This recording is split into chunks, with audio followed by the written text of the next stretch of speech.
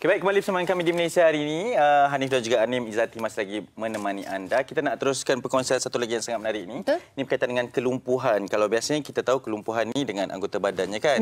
Tapi baru-baru ini semua semakin cakna dan sedia maklum berkaitan dengan kelumpuhan di anggota badan wajah ini, Anim. Ya, betul. Dan kelumpuhan wajah ni dia memberi impak yang pastinya ialah wajah kan. Betul. Perkara yang kalau dari sudut psikologinya mungkin akan terganggu. Betul. Nak tak nak kita kena terima keadaan itu. Jadi bagaimana sebenarnya untuk bersedia dalam keadaan ini dan mengetahui banyak lagi info tentang kelumpuhan wajah. Kita mungkin nak mulakan dengan berkongsi info bersama dengan penonton semua tentang penyakit kelumpuhan wajah.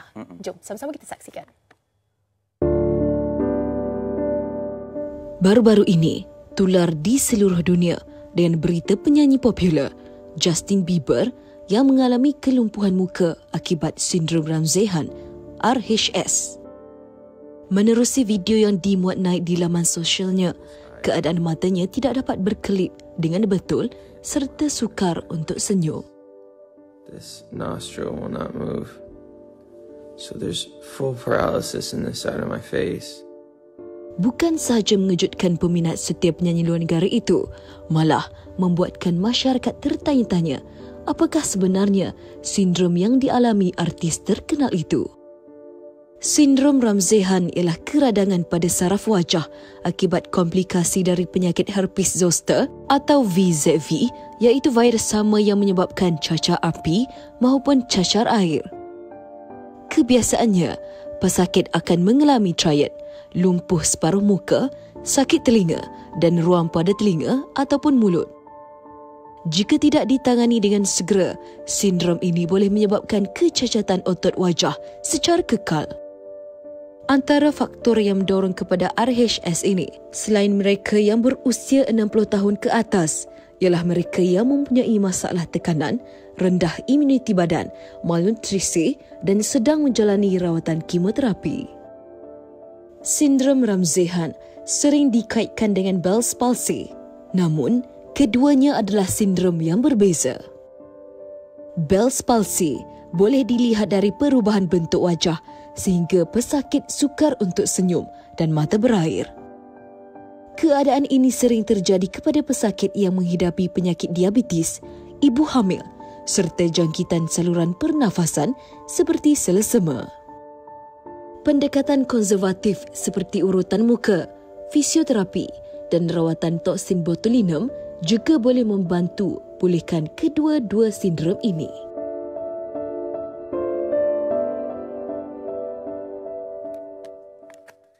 Okey. Baik, itu sikit pengenalannya dan kita nak teruskan perkongsian kerana kita bawakan seorang pakar dan juga seorang individu yang juga pakar sebenarnya tapi mengalami situasi ini. Kita perkenalkan Dr. Azmi Abdul Rashid, pakar perunding neurologi Hospital Pakar KPJ Damansara dan juga Rawang. Doktor, Assalamualaikum. Selamat pagi. Terima kasih kerana sudi bersama kami dan juga Profesor Madya Dr. Narizul Adib Kadri, pengarah Pejabat Komunikasi Korporat Universiti Malaya dan juga turut bersama kita berbagi. Doktor, terima kasih. Dan topik kita kelumpuhan wajah, apakah puncanya kan? Kadang-kadang bila kita melihat kepada baru-baru ni ramai yang berkongsi keadaan mereka dia secara live kan dan mungkin beri impak sebab ada artis lah kan yang berkongsikan keadaan itu, tapi sebenarnya perkara ini dah lama. Cuma mungkin tidak begitu dekat dengan kita sebab tak ramai yang mengalami situasi ini, doktor. Apa punca utama menyebabkan jenis-jenis kelumpuhan wajah ini boleh berlaku terhadap seseorang itu? Okey, kita kena faham muka kita ni dikawal, pergerakan muka ni dikawal oleh satu nerve lah. Cranial nerve nombor 7. Cranial nerve kita ada 12, tapi yang muka ni, pergerakan muka ni adalah cranial nerve nombor 7 yang asalnya daripada pangkal otak lah. So anything, apa-apa yang menghalang ataupun menekan urat saraf tu daripada pangkal otak ke muka akan menyebabkan kelumpuhan lah. So yang paling common lah, yang paling biasa dia adalah Bell's palsy. Saya almost setiap minggu ada kes Bell's palsy. Mana boleh katakan 90% kes kelumpuhan muka ni adalah disebabkan Bell's palsy. Dan dia punya boleh recovery very good. Within 1 month to 6 months. Kalau kita dapat detect awal? Selalunya dia datang awal lah, sehari 2 hari. Selepas kena je terus akan mendapatkan ada rawatan lah. Rawatannya lah. So punca lain yang Justin Bieber, dia satu kelumpuhan juga, tapi virus ni lah shingle virus tu dia attack nerve di belakang telinga tu. Itu lebih serius lah. Dia punya recovery dia agak lambat. Dan apa lagi yang lain adalah ketumbuhan, kecederaan, orang accident. Kalau accident muka, bila nerve 7 nerve tu koyak ataupun ni pun boleh menyebabkan muka sengit lah. Dan pembedahan otak yang memerlukan kena buka otak tu dan kecederaan otak semasa pembedahan pun antara punca yang agak lambat ataupun tak recover lah. Apabila ia menyerang saraf yang menjaga bahagian muka lagi, tersebut. Stroke pun boleh menyebabkan muka sengit. Tapi dia punya recovery dia agak cepat lah. Dan stroke-nya selalunya muka dan tangan sekali. Dia tak just purely muka sahaja. Dan itu yang membezakan sikit. Okey, Dr. Adib bersama dengan kita juga pada pagi ini. Kisahnya bagaimana kalau tak keberatan untuk dikongsikan? Penyebab kelumpuhan muka saya pula salah satu disebabkan yang doktor sebut tadi melalui ketumbuhan dan juga kesan daripada pembedahan untuk mengeluarkan ketumbuhan itu tadi. Dan risiko kelumpuhan memang telah diterangkan kepada saya sebelum pembedahan itu lagi. Jadi saya terima itu sebagai salah satu pilihan yang saya kena ambil sebab untuk mengelakkan bahaya yang lebih lagi daripada itu. Sebab kalau kita tinggalkan sahaja ketumbuhan itu kat situ, banyak lagi kesan-kesan lain. Masa itu pun saya dah ada kesan kebas setengah badan, saya dah hilang balance, dan pada saya mata tu pun mata ada kesan juga sebab dia menekan kat saraf mata saya. Jadi saya rasa mengeluarkan ketumbuhan tu lebih penting daripada saya meninggalkan risiko kelumpuhan wajah tu. Jadi saya ambil risiko tu untuk saya keluarkan ketumbuhan tu. Maksudnya ini dah diterangkan dengan pihak awal lah. Betul, itu antara punca lah. Okey, bagaimana untuk kita faham keadaan ataupun situasi mereka yang alami sendiri, doktor, kan? Sebab mungkin fasa itu akan beralih daripada lancarnya perkataan, pergerakan dan sebagainya, kan? Sehinggalah ke sekarang ini dah seperti normal lah dianggap pergerakan dan sebagainya. Betul. Satunya macam saya terangkan tadi, risiko itu dah terangkan lebih awal. Jadi masa itu pun saya masih waras lagi untuk saya terima pemahaman, penerangan mengenai risiko itu. Jadi saya terima satu. Dan keduanya, sejurus lepas pembedahan itu sebenarnya kami semua pesakit yang macam saya ni ada fasa rehabilitation, fasa pemulihan. Pemulihan ni keseluruhan daripada fizikal, pertuturan, cara makan dan sebagainya. Jadi saya dah melalui fasa tu dan saya telah lulus semuanya lah dari segi untuk kembali bekerja. Dipanggil return to work punya assessment. Saya lulus benda tu. Jadi tak ada masalah.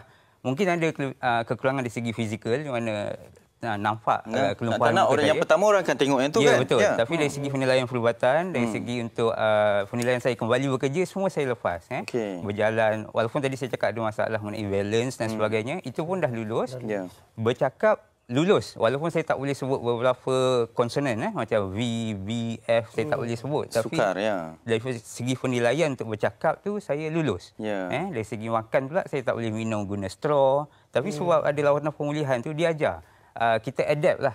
Kita ubah sikit cara kita minum, makan. Kalau makan benda berkuah tu, saya dah sediakan tisu kat sebelah contohnya. Jadi perkara-perkara macam tu dah terbiasa. Jadi penerimaan untuk diri saya sendiri juga, kalau boleh saya jawab soalan tu, ialah saya tak ambil masa yang panjang lah. Sebab saya melalui proses tu dengan baik. Dan selebihnya hanyalah saya cuba adapt dengan keadaan sekeliling.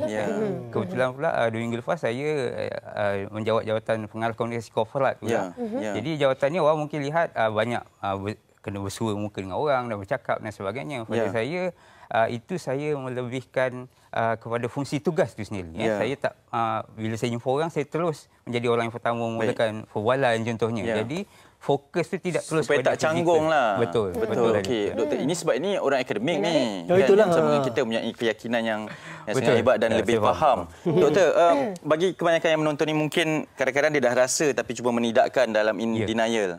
Apa simptom awal yang orang akan tahu berkenaan kelumpuhan wajah ni, doktor? So dia perasan dia akan tengok cermin, muka dia sengit.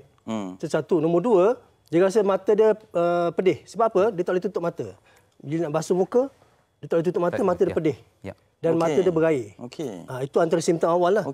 So, dan mereka akan jumpa doktor GP ke dulu atau terus ke hospital. Itu antara awal lah. Okey, doktor, macam ada kaedah-kaedah yang dikongsikan juga di media sosial kan bila mereka ni ada wajah yang tidak sama, simetrinya dan sebagainya. Ada kaedah tradisional, rawatan, urutan dan sebagainya. Apa komen doktor sendiri untuk mereka yang mengambil pendekatan ini untuk langkah pertama mendapatkan rawatan? Okey, kalau Bell's palsy, kalau ramsihan tu memang kena ada ubat-ubatan. Kalau traditional medicine tu boleh tapi lambatlah dia recovery dia. Ataupun mungkin tak baik. So memang kalau ada jangkit Bell's palsy dengan ramsihan ataupun even stroke, ada rawatan dia. Recovery dia is almost 90 to 100%. So kalau dia tak buat rawatan tu maknanya maksudnya ke hospital dululah. Yang alternatif tu kemudian begitu. Alternatif boleh along the way. Maksudnya bila dah jumpa doktor, lepas tu boleh pergi ward, pergi acupuncture ke, boleh lah. Maknanya kita combine lah. Okey, Dr. Nahrizul Adib ni orang akademik ni yang memegang jawatan komunikasi korporat. Yalah, kita faham macam kita cakap, image tu mungkin antara yang pertama diperkatakan juga kan. Dengan adanya sebegini, keyakinan sebegini, dengan kejaya sebegini. Jadi ianya bukan penghalang doktor Bukan penghalang sebab saya daripada awal, ini mungkin juga kelebihan diri saya. Saya selalu fokus pada kelebihan apa yang kita ada. Saya dengan pelajar-pelajar saya pun, dengan rakan-rakan pun, saya selalu tekankan kalau kita fokus pada apa yang kita tak ada, banyak kita tak ada. So why not kita fokus apa yang kita ada. So kalau pada Hanif atau yang lain tengok Instagram saya memang tak ada halangan untuk tunjuk muka saya sangat sebelah, tapi ada contohnya gaya bergambar yang kita boleh nampak agak normal. Jadi kita tak fokus ke situ. Kita faham benda fizikal ni adalah something yang visual, orang nampak dulu. Jadi kita bukanlah nak menidakkan kita ada benda tu, tapi kita cuba teroka benda lain yang menunjukkan kita ni sebenarnya lebih kurang sama je. Sebab macam angle ambil gambar saya ni, saya selalu cakap angle saya daripada sini, dan kalau saya buat muka macam serius sikit, dia nampak macam normal je. Okey, ada cara dia. Dia ada cara dia. Kan? Selain daripada nak mempamerkan kepada orang ramai, sebenarnya untuk meningkatkan keyakinan diri kita sendiri juga. Anim pun ada angle dia juga. Ada, mesti. Satu duduk macam ni je. Okey, doktor.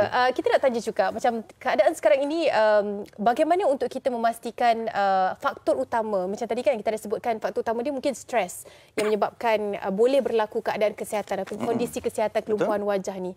Bagaimana untuk kita mengetahui faktor-faktor lain yang boleh juga menyebabkan lifestyle kita, keadaan kita dengan kehidupan kita yang boleh menyebabkan selain daripada kondisi-kondisi operation dan sebagainya lah. Tapi sebenarnya tidak ada risiko sebenarnya. Benda tu jadi dengan agak tiba-tiba. Siapa yang tak ada penyakit pun dapat benda ni.